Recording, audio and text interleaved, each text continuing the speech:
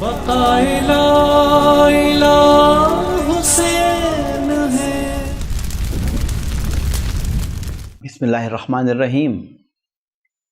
الصلاۃ والسلام علیک یا رسول اللہ، الصلاۃ والسلام علیک یا ابی عبداللہ الحسین رضی اللہ تعالیٰ عنہ۔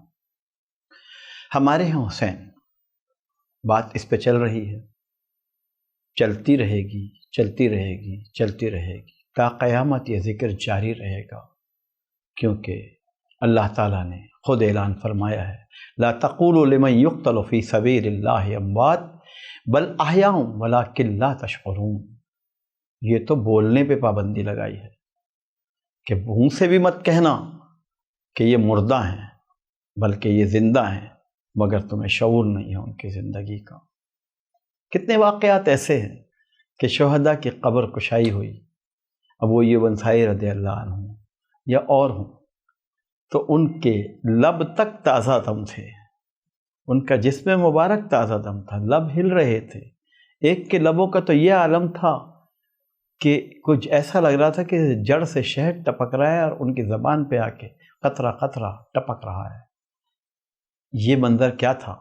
آگے آل عمران میں آتا ہے، لا تحسبن الذین قتلوا فی سبیل اللہ امواتا بل احیاء عند ربہم یرزقون۔ کہ ابھی تو بولنے پہ پابندی تھی کہ منہ سے بھی مت نکالنا کہ وہ مردہ ہیں، اب سوچنے پہ بھی پابندی لگا دی۔ سوچنا بھی مت، لا تحسبن الذین قتلوا، سوچنا بھی مت جو اللہ کی راہ میں شہید کر دیے گئے کہ وہ مردہ ہیں، بل احیاء، بلکہ وہ زندہ ہیں، ان کو رب کی طرف سے رزق عطا کیا جاتا ہے۔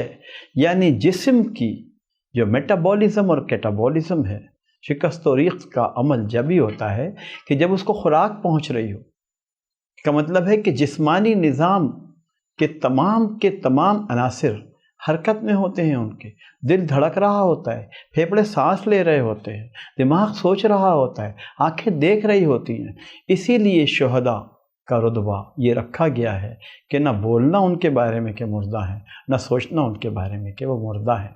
جب وہ مردہ ہی نہیں ہیں، وہ زندہ ہیں واللہ۔ اعلیٰ حضرت فاضل بریلوی رحمۃ اللہ علیہ نے کتنی پیاری بات فرمائی، وہ زندہ ہیں واللہ، وہ زندہ ہیں واللہ، میری چشم ظاہر سے چھپ جانے والے۔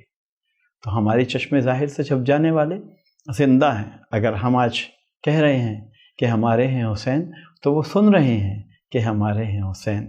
شاہ نیاز بے نیاز رحمۃ اللہ علیہ نے کتنی پیاری بات فرمائی کہ دارد نیاز حشر خود امید با حسین، با اولیاست حشر محبان اولیاء۔ نیاز کو یہ امید ہے کہ امام حسین رضی اللہ عنہ کے ساتھ ہی میدان حشر میں ہوگا، کیونکہ اولیاء کے ساتھ اولیاء کے پیار کرنے والے بھی جمع ہوں گے، تو لہٰذا یہ پیار جو ہے یہ آگے تک چلے گا۔ آئیے اس پیار کی اس منزل کو پہنچے کہ جہاں اشکبار ہو جاتا ہے انسان۔ یزید نے جب بیعت کا اعلان کیا تو انکار بیعت فرمایا امام حسین رضی اللہ عنہ نے۔ 12 دن انتظار فرمایا کہ انکار بیعت پر یزید شاید اپنا اعلان بیعت واپس لے لے۔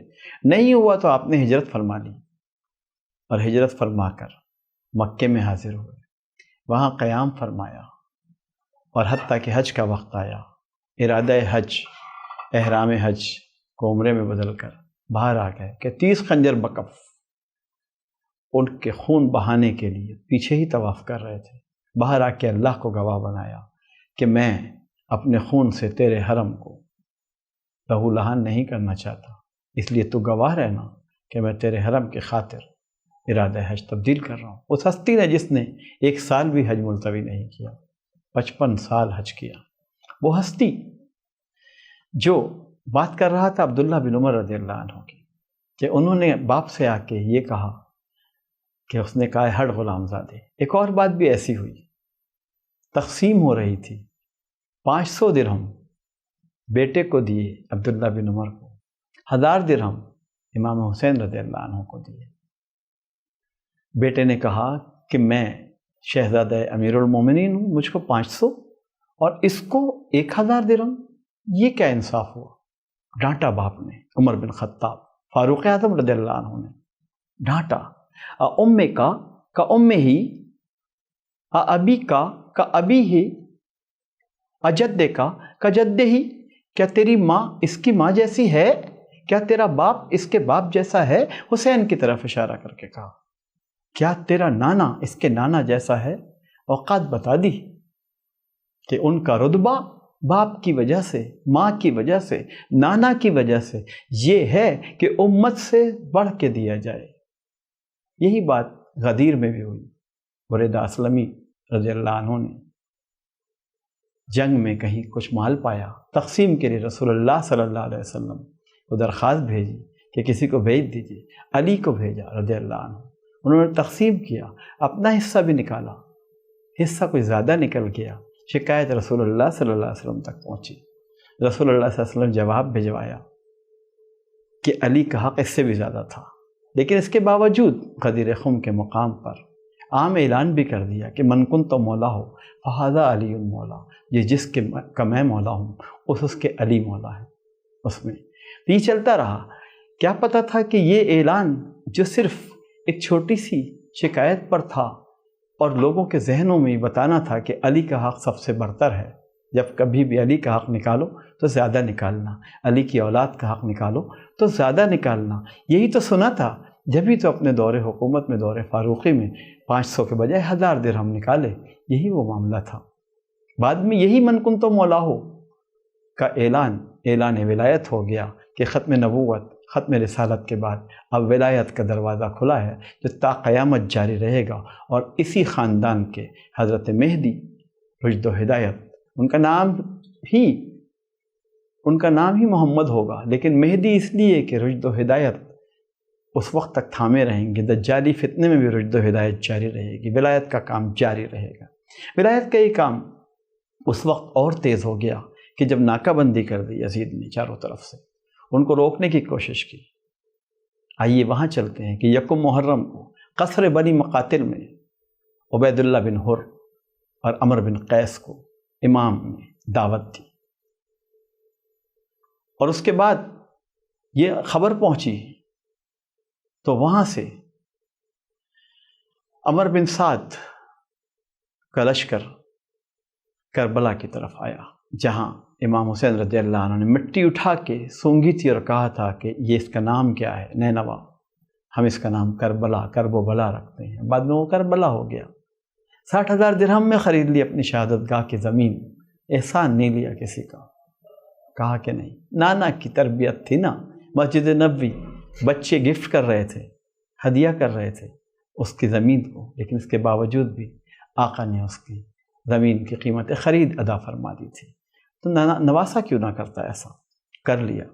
یکم محرم کو یہ دعوت دی گئی، 2 محرم کو لشکر اترا، اور اس کے بعد 3 محرم کو اس نے عمر بن سعد نے اس لشکر کو باقاعدہ ترتیب دیا۔ 40,000 کا لشکر 72 کے مقابلے میں، کیسی عجیب چیز تھی۔ کیا اس کو میدان جنگ کہیں گے؟ نہیں صاحب، میدان ظلم کہیں گے، کہ 40,000 ظالم 72 مظلوموں پر ٹوٹ پڑنے کے لیے تیار تھے۔ حتیٰ کہ مسلم بن اوزجہ نے الحاق فرمایا حضرت امام کے ساتھ، اور پھر 6 محرم کو حضرت حبیب بن مظاہر رضی اللہ عنہ نے بنی اسد سے مقامی مدد طلب کی، کمک طلب کی، حتیٰ کہ عمر بن سعد نے اعلان جنگ کر دیا۔ 7 محرم کو پانی بند کر دیا تاکہ بچے بلبلائیں تو حسین قدموں میں آئیں اور بیعت کر لیں۔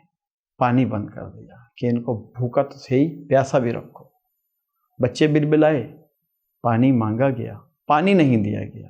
عباس سے علمدار پانی لینے کے لیے نکلے، سقائے کربلا ہمارے ہیں حسین۔ بقائے لا الہ